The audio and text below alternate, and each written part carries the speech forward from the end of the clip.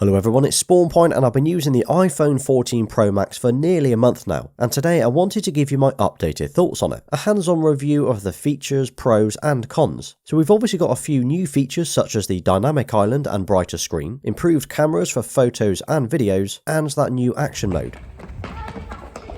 But are these changes enough to justify upgrading to the 14 Pro or the Pro Max? Now, as I shoot all of the videos on my channel with an iPhone, it's been a good opportunity to really see how the 14 Pro Max performs as my daily phone. So if you were thinking of buying one of the latest iPhone 14 Pros, hopefully this video will give you an idea of what to expect.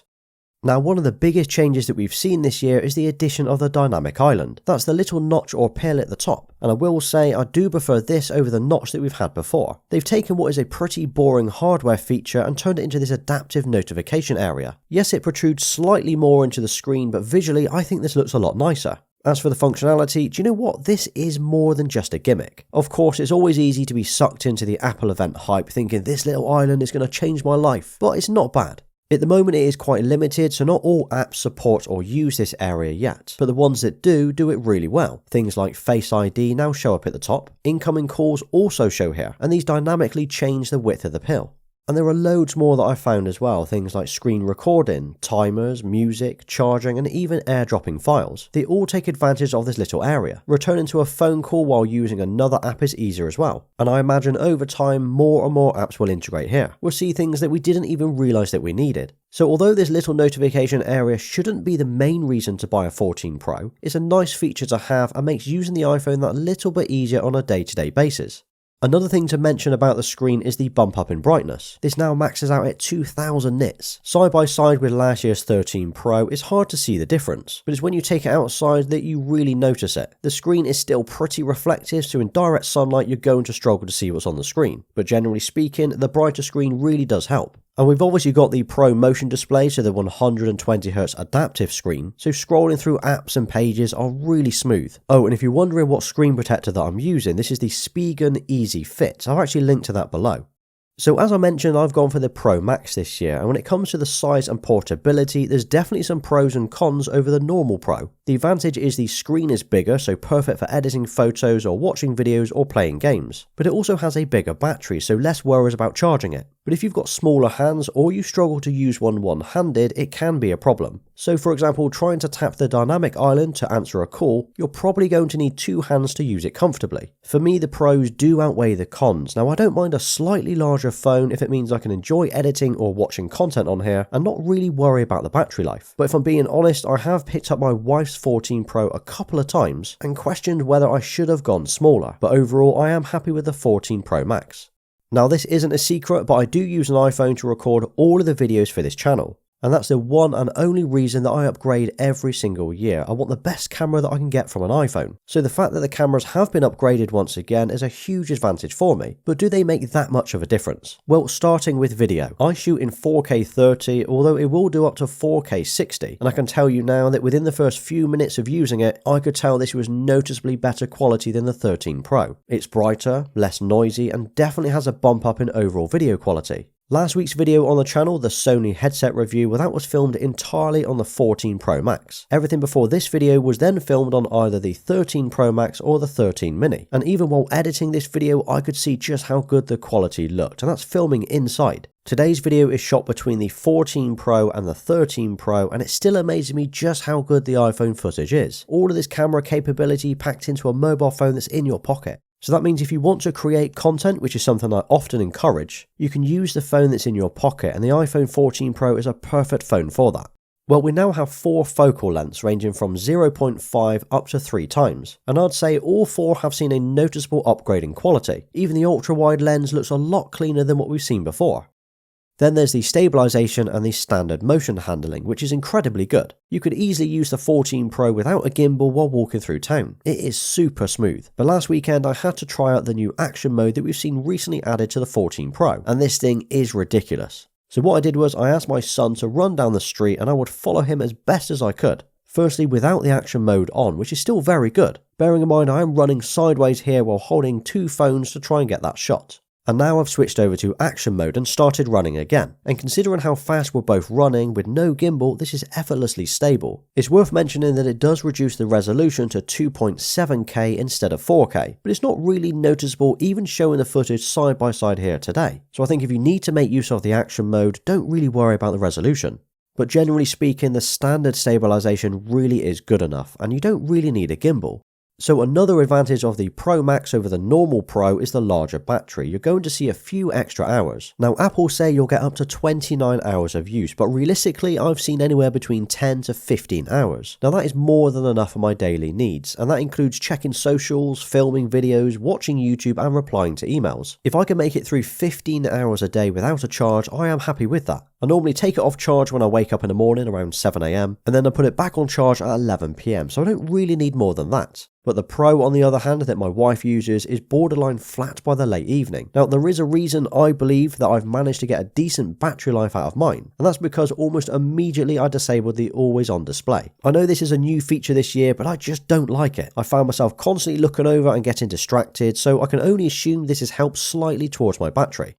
And talking about charging it, well, Ugreen have very kindly sent me out one of these Nexode 3-in-1 fast chargers, and that's capable of up to 140 watts. So it's similar to what I've used before with the MacBook Pro, but a bonus is it comes with 3 ports instead of just 1. So there's 2 USB-C ports and 1 USB-A port. And this means I can charge up to 3 different devices at the same time and still only use 1 plug socket. I can see this being used in my kitchen or my living room where I might need to charge my 16-inch MacBook Pro, the iPhone 14 Pro and anything else. So here I'm using the USB-C cable to charge my PlayStation 5 controller. It even comes with a PD 3.1 USB-C cable in the box. It also looks a little bit more compact than the standard Apple plug, which is nice. Plus it has the Ugreen power dispenser system built in, and that is designed to adjust the power between all of the connected devices. Essentially it protects the batteries from overheating. I'll have a link to this below if you want to check it out, but it's definitely something that I'll be using to replace 3 plugs in my room. So I've talked about how I use the iPhone for creating my YouTube videos, but I've also taken all of my Instagram and Twitter photos with an iPhone as well. I often shoot in RAW and then edit them in Lightroom Mobile, but this gives you an idea of what is capable from just an iPhone. And on the back we still have the 3 lenses, so we've got the ultra wide, a wide and a telephoto. But we now have 4 different zoom modes, so we have 0.5, 1, 2 and 3. But the biggest change here is the fact that when shooting in ProRAW, you can make use of the 48 megapixel camera. I've always been impressed with the iPhone camera, but being able to shoot at 48 megapixels in RAW and then edit in Lightroom Mobile is incredible. The detail and the information stored in these files take editing pictures to a whole new level. Now of course you don't need to shoot in ProRAW, you can use the normal photo mode and you'll get some awesome photos from it, but it's just going to be a compressed photo. Oh, and another thing, the files are huge. We're talking 15 to 20 times bigger than the JPEG equivalent. You won't want to be shooting every single photo in RAW, just the ones you know need editing or correcting. Most of the photos that I've taken float around the 50 to 80 megabytes, so your space could very quickly fill up. Now I'm not sure if it's because the files are so huge, but when you take multiple photos, I have noticed that the phone massively slows down. So let me show you a very quick example of the 13 Pro Max and the 14 Pro Max, both taking ProRAW photos. And just for comparison, the same again, but both taking normal JPEG photos. I'm not sure if this can be improved on, but hopefully we'll see this optimized by Apple via an update, as that 8 to 9 second delay is painfully slow. But the photos that I have taken over the last few weeks have been awesome. It's easy to say these are better than what I could have taken on the 13 Pro, but I do feel this is more than just a placebo effect. The images really are noticeably better.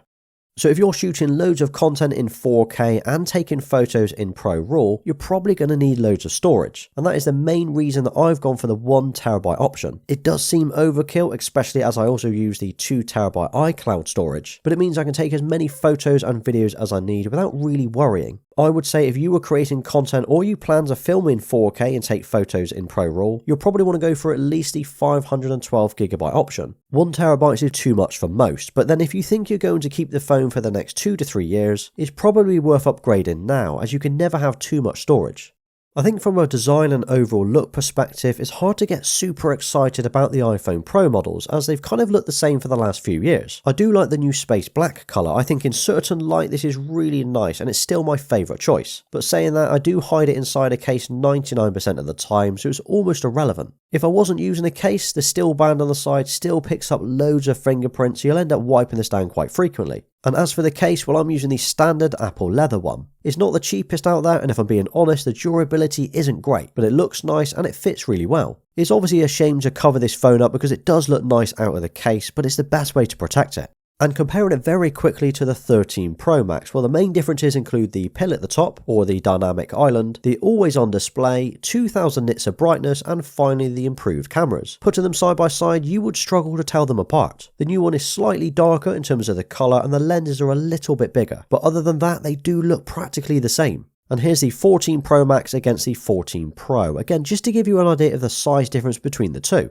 So I think most of these new features that we've seen on the 14 Pro are nice to haves, but not one of them really make this a justifiable upgrade if you've already got a 13 Pro. This feels more like a 13 Pro S rather than the whole new model this year, and the same could be said for the normal 14. But saying that, if you want the best iPhone available right now and you'll make use of those new features, you cannot go wrong with the 14 Pro. The camera upgrade alone will make a noticeable difference to any photo or video that you take. So yeah, overall I am really happy with the 14 Pro Max, and I'm looking forward to seeing what my future videos will look like on the channel and whether you've noticed any improvement already. What do you think about the quality in today's video? Now let me know if you've got an iPhone already or what features you would like to see added next time to make you upgrade. Now drop a shot on iPhone in the comments and I will give you a thumbs up for staying right till the end. And if you did enjoy today's video, check out my iPhone 14 Pro accessory video next, as that covers the 10 best accessories you should buy. Thanks for watching, please like, sub and follow me on Instagram and Twitter.